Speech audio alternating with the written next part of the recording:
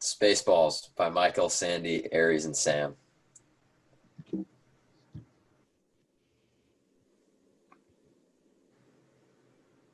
Call to adventure.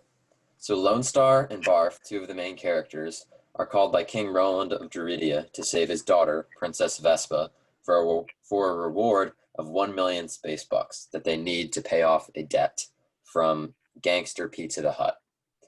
So this moment ultimately leaves the question of motive to be up to Lone Star for the rest of the movie, and whether or not it will change in his view through the incentive of the money that he desires here, and whether or not that is going to be his ultimate goal in the story. And also, you can see the clear reference to Star Wars with Jabba the Hutt and Pizza the Hut. Supernatural aid. Lone Star and Barf are aided in their quest by a flying car, a Winnebago, which is like an RV, and magical items such as flying jam and reserved fuel that boost their travel speed. So they use the Winnebago at different points in the movie to escape tricky situations, so it acts as a plot device for the writers to quickly move the story along, as well as provide aid to our hero, Lone Star, when they see it fit. Crossing the threshold. So in this moment, this is Lone Star and Barf from the cockpit, I guess, of the RV, and Princess Vespa and Dot, her droid, are in the tractor beam of Spaceball 1, the main ship of the Spaceballs.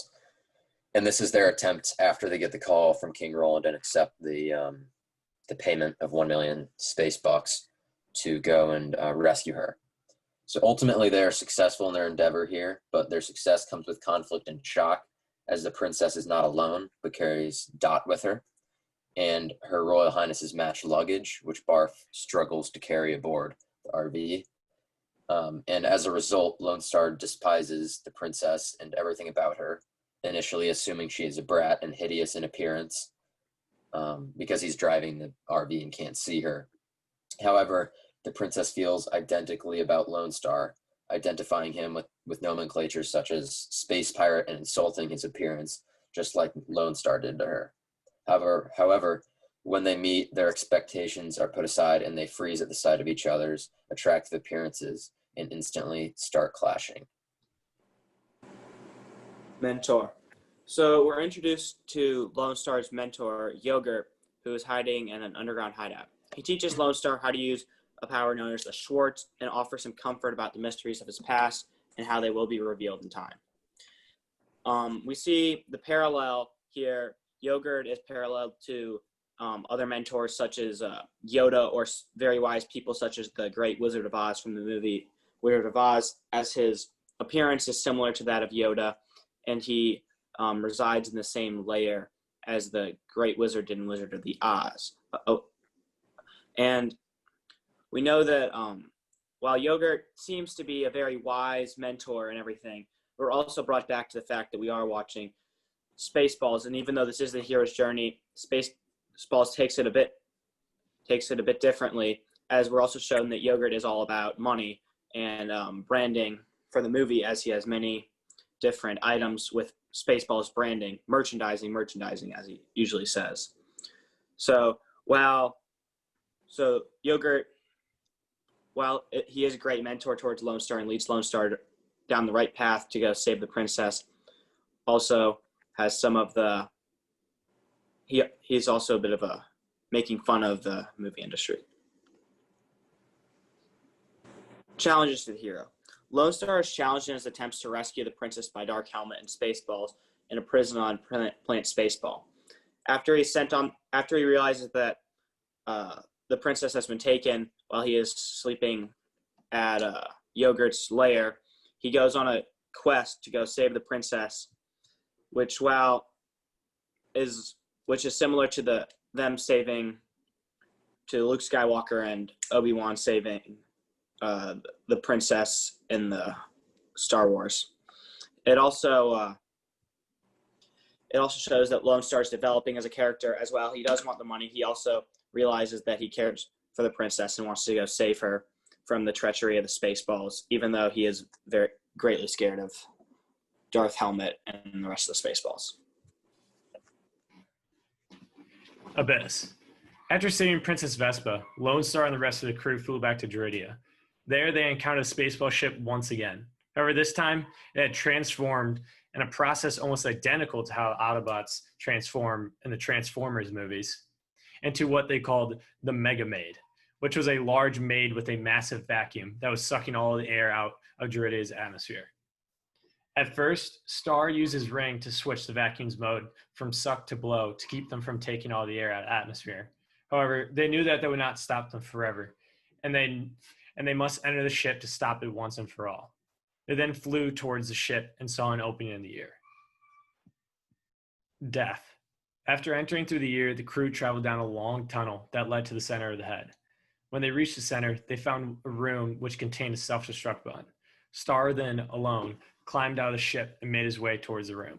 He encountered 2 guards, but knocked both of them out with a Vulcan neck pinch. However, right before he pushed the button, Star was confronted by Dark Helmet and was challenged to a battle of the Schwartz. They both used their rings to summon the lightsabers. The battle was evenly matched, and they clashed their lightsabers together for several minutes without one gaining an advantage.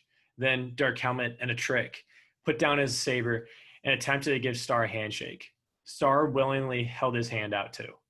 And in the moment, Dark Helmet swiped Star's ring from his finger and threw it into the drain. Star had fallen for the oldest trick in the book. This left Star feeling helpless, as he didn't know any other way to defeat Dark Helmet than using his ring. This scene is also a mockery of the fighting scene between Darth Vader and Luke Skywalker in the Star Wars movie The Empire Strikes Back, as Star losing his ring is a parody of Luke Skywalker losing his hand. Also, before the duel starts, Dark Helmet says it is an important message for Star. He said that he is Star's father's brother's nephew's cousin's former roommate. Rebirth. As Dark Helmet was about to shoot Lone Star with the laser, Star heard Yogurt's voice telling him to use the Schwartz and that the power of the Schwartz was inside of him, not in the ring. The ring was just a fake, and it was from a Cracker Jack box. This gave Star hope again, a new life, giving him power to fight back. He used the Schwartz to levitate a mirror over to himself. They used to redirect the incoming laser from Dark Helmet back at him. This made Dark Helmet stumble backwards and knock into the button, initiating the self-destruct system. Star then ran away back to the Winnebago and flew out of the ship just before it detonated. In transformation, after returning the princess back home, Star refused the $1 million space bucks and only took just enough for him to buy lunch, gas, and pay tolls. And he went back to, after blowing up the ship, he went back to the gas station where there was an interesting scene where like there was an alien chest burster, and that was just a weird scene all around. But we learned from this scene that he's transformed from his old ways. He's no longer the selfish Lone Star we've known him at the beginning of the movie for. He was more about his money and was just saving the princess just for his money. But instead he turned down the money and just settled for just enough for himself to get back. He was less motivated by selfish reasons. For Atonement, on their way back home, they get a vision. They open the fortune cookie, and Yogurt appears out of it and tells Star to transcribe on his necklace that and it's revealed to him that he's of Prince descent and has royal bloodlines, and that he can marry the Princess Vespa if he returned back. And this is a reference to the Return of Jedi, and it points out and reinforces that Yogurt, much like Obi-Wan, plays like an important role as a mentor to Lone Star. Despite Yogurt, of course, being flawed himself, Yogurt, he revealed the secret code of Lone Star's medallion and his future. The Return, this is the final scene of the movie. Lone Star returns to Druidia and marries Prince Vespa right in the nick of time. He interrupts the forced wedding. Vespa really didn't want to marry the person she was chosen to be with. And there was an impatient priest there as well, trying to marry them quickly. So their marriage ended up being quicker, and there was a happy ending there where we find that two people that hated each other at the beginning of the movie come back and ended up loving each other by the end.